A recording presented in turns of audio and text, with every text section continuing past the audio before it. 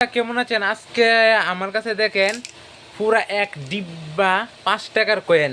ঠিক আছে, এক ডিব্বা 5 টাকার কয়েন। আর আমি চাইতেছি এই টাকাটা দিয়া এখন তো মনে করেন আমাদের দুর্গা পূজা চলে আইলো। তো আমি দুর্গা পূজার কেনাকাটা করুম আমার কাছে। আমি মনে করেন প্রায় 1 বছর ধরে এই টাকাটি জমাইছি। তো এবার আমি এই টাকাটি দিয়া এবার আমি দুর্গা পূজার ড্রেস কিনুম। এই দেখেন আমার কাছে কতলা 10 টাকা 5 টাকার নোট আছে, আপনাদের দেখাচ্ছি।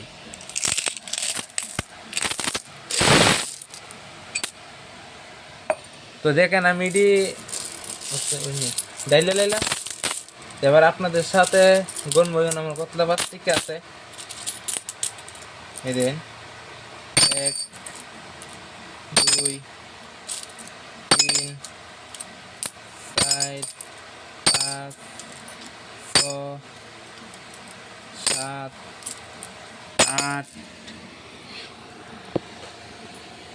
9 দেখেন 10 11 12 13 14 15 16 17 51 52 53 54 56। আপনি একটু সাথে থাকবেন, দেখেন 56 58 59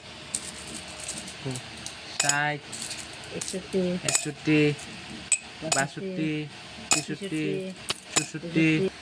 প্রিয় ভাই, 2000 টাকা হয়ে গেল গা। এবার 2010 2020 2030 2040 2050 60 70 80 90 100 2100 10 20 30 40।